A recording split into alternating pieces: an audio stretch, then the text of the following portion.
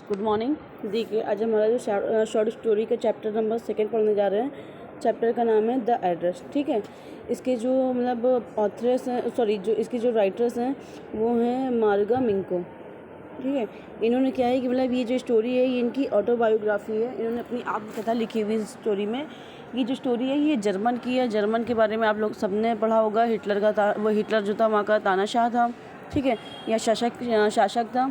दूसरी बात कि वर्ल्ड वॉर के बारे में भी आप लोगों ने पढ़ा हुआ होगा। तो ये जो स्टोरी है, ये जो नरेटर है मार्गा मिंको, इन्होंने क्या है कि वर्ल्ड वॉर के दौरान ही ये स्टोरी लिखी थी। ठीक है, क्या स्टोरी है उसके बारे में समझ लेते हैं। देखिए ये जो स्टोरी है इसमें 3 लोगों का कैरेक्टर मोस्टली डिफाइन किया गया है। फर्स्ट हमारा नरेटर, ठीक है। सेकंड हमारा मिसेस एस जो कि नरेटर्स मदर हैं। और थर्ड है हमारा मिसेस डॉर्लिंग।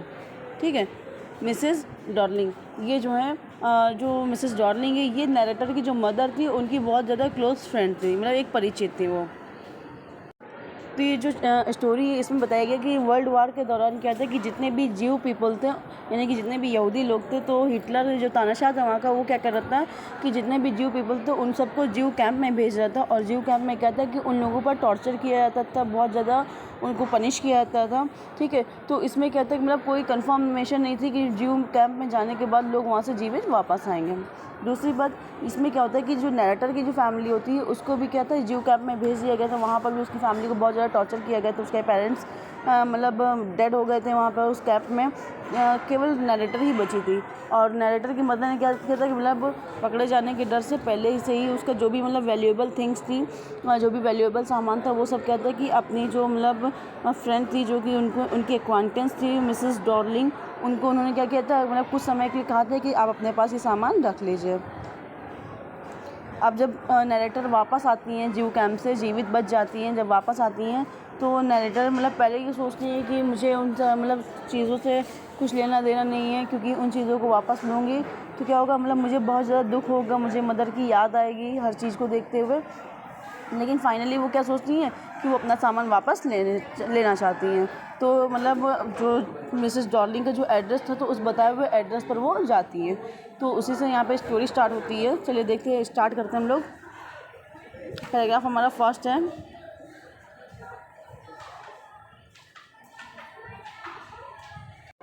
पैराग्राफ फर्स्ट लिखा हुआ है कि आज मैंने उनसे पूछा, do you still know me, कि आप मुझे अभी भी जानती हैं। The woman looked at me searchingly, यानी कि एक तरह से सर्चिंगली एक बहुत ही संदेह तरीके से देखना। ठीक है, तो वही कह रहा है कि जो ऑथर वुमेन थी यानी मिसेस डॉर्लिंग जो थी, वो क्या थी, दरवाजे पर मुझे खड़े इस प्रकार से देख रही थी कि मानो क्या वो मुझे पहचानने का प्रयास कर रही हूँ। She had open the door a king. ठीक है, उन्होंने जो है दरवाजे को हल्का सा खोला हुआ था। I came closer and stood on the step, मैं उनके पास आई, एक कदम बढ़ी, आगे बढ़ते हुए मैं उनके पास गई और सीढ़ी पर जाकर खड़ी हो गई।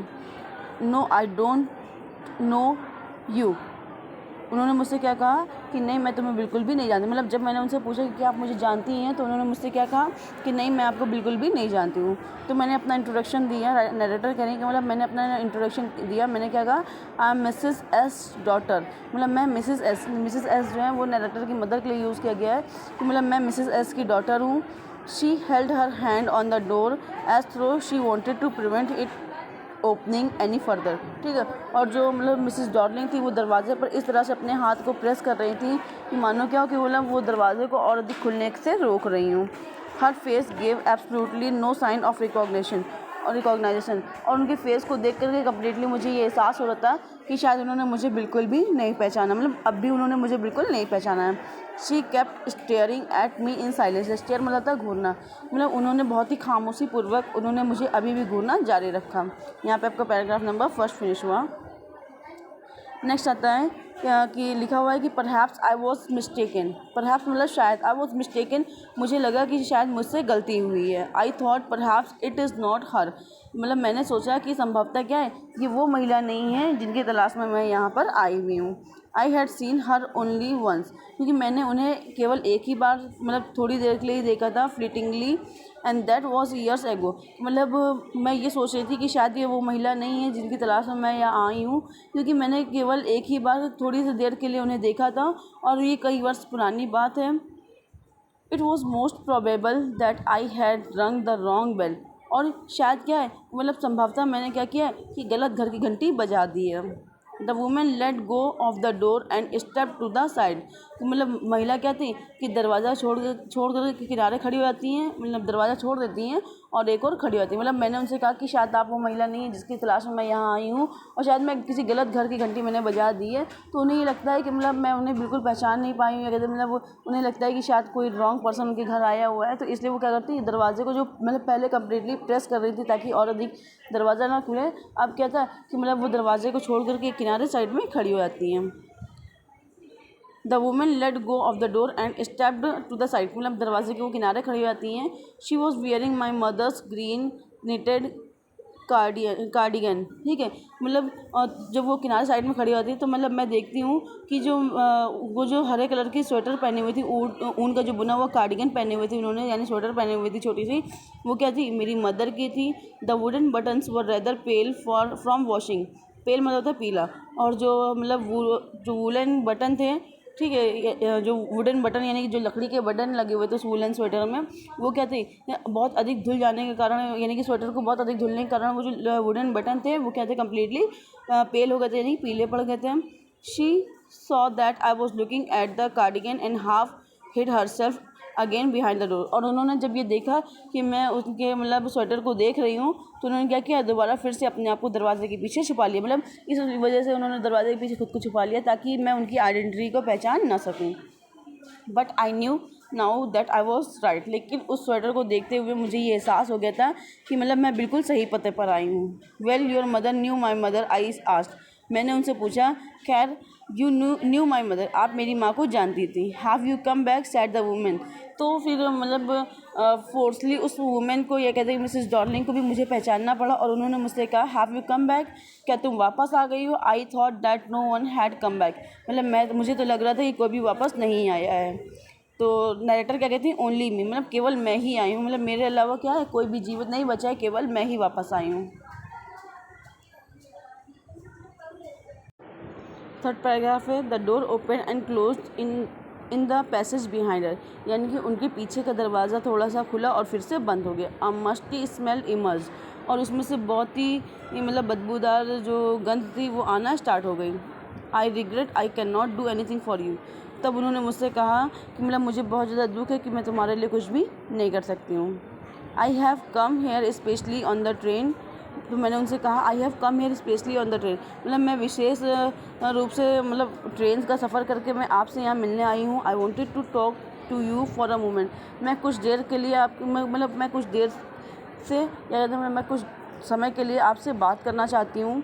It is not convenient for me now, said the woman. तो वुमेन ने क्या कहा कि मतलब कन्वेंटियन यानी कि सुविधाजनक। ठीक है, तो वुमेन ने क्या कहा, मतलब अभी इस वक्त आपसे बात करना मेरे लिए सुविधाजनक नहीं है। आई कांट सी यू, मैं आपसे बात नहीं कर पाऊँगी या मैं आपसे नहीं मिल सकती हूँ। अनदर टाइम, आप फिर किसी दिन आइएगा। मतलब जब नरेटर ने कहा कि मुझे आपसे बात करनी है कुछ टाइम के लिए, आप मुझे अपना थोड़ा सा वक्त दे दीजिए, बात कर लीजिए मुझसे, तो मिसेस डॉर्लिंग ने क्या कहा कि अभी मैं कम्प्लीटली कंफर्टेबल नहीं हूँ, मैं आपसे नहीं मिल सकती हूँ, और एक काम करिए, आप फिर किसी दिन आइएगा, हम तब बात करेंगे। She nodded and courteously closed the door as though no one inside the house should be disturbed। और उन्होंने सर हिलाया और सावधानीपूर्वक दरवाजे को इस प्रकार से बंद कर दिया कि मानो घर के अंदर रहने वाले किसी भी व्यक्ति को परेशानी ना हो। मतलब उन्होंने खामोशी से क्या किया, केवल सर हिलाया कि नहीं आप फिर किसी दिन आइएगा, और ऐसा कहते हुए उन्होंने क्या किया, मतलब बहुत ही खामोशी से दरवाजे को बंद किया ताकि जो घर में अदर पर्सन हो उनको बिल्कुल भी परेशानी ना हो। I stood where I was on the step, और मैं वहीं सीढ़ी पर खड़ी रही जहाँ पर मैं खड़ी थी। The curtain in front of the bay window moved, और खिड़की के सामने जो टंगा हुआ पर्दा था वो हवा से हिल रहा था। Someone stared at me and would then have asked what I wanted, और तभी मुझे ऐसा लगा कि किसी ने मेरी ओर घूरा है या घूरते हुए मुझे देखा है और मुझसे पूछा हैगा कि क्या चाहिए तुम्हें। आई वांटेड ओह नथिंग, तो मैंने उनसे क्या कहा कि नहीं मुझे कुछ नहीं चाहिए। The woman would have said it was nothing. ठीक है, मतलब किसी ने मेरी तरफ देखा, घूरा, मुझसे कहा कि महिला से पूछा कि मैं क्या चाहती थी, तो महिला ने कह दिया होगा, अरे कुछ नहीं, कोई बात नहीं। ठीक है, किसी ने अंदर से किसी ने उस महिला यानी कि मिसेस डॉर्लिंग से पूछा होगा कि ये जो लड़की आई थी ये किस लिए आई थी, इसको क्या चाहिए। तो मिसेस डॉर्लिंग ने क्या कहा कि अरे कुछ नहीं, ऐसे ही आई थी। नेक्स्ट आता है paragraph number 4। I looked at the name plate again, मैंने नेम प्लेट को फिर से देखा।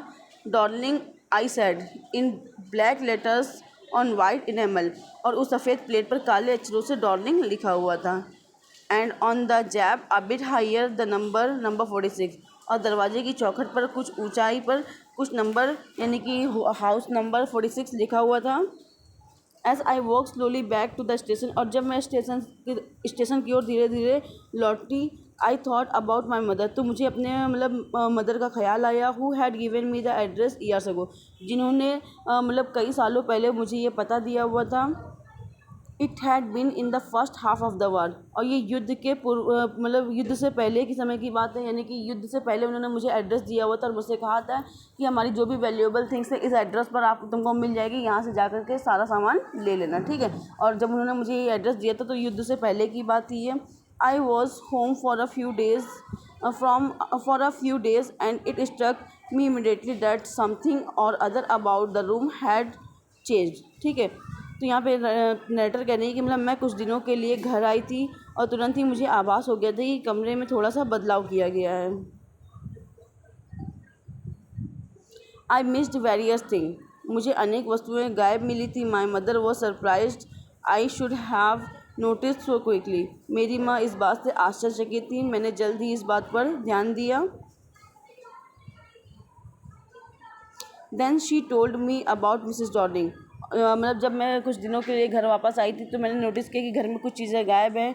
तो मैंने इस बात के बारे में मदर से पूछा, तब उन्होंने मुझसे क्या कहा कि then she told me about Mrs Darling, तब उन्होंने मुझे मिसेस डॉर्लिंग के बारे में बताया और उन्होंने कहा कि I had never heard of her but apparently she was an old acquaintance of my mother, उन्होंने मुझे मिसेस डॉर्लिंग के बारे में बताया तो मैंने कभी भी उनके बारे में अपनी मदर के मुंह से कभी भी मिसेस डॉर्लिंग के बारे में नहीं सुना था।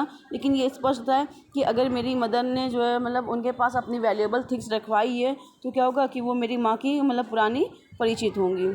Home she had not seen for years, जिसे मेरी माँ कई वर्षों से नहीं मिली थी। She had suddenly turn up and renewed there contact, उन्होंने अपने पुराने संबंधों को पुनः तरोताज़ा कर लिया था और उसके बाद वो नियम रूप से आया करती थी।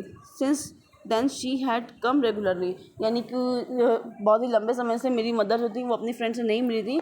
और फाइनली क्या हुआ कि कुछ समय पश्चात मेरी मदर ने क्या किया, अपने जितने भी पुराने परिचित लोग थे उन सबसे फिर से मेल मिलाप कर लिया या फिर से पुरानी यादों को तरोताज़ा कर लिया और नियमित रूप से एक दूसरे से वो लोग मिलने आया जाया करती थी। यहाँ पे आपका पैराग्राफ नंबर 4 फिनिश हो गया।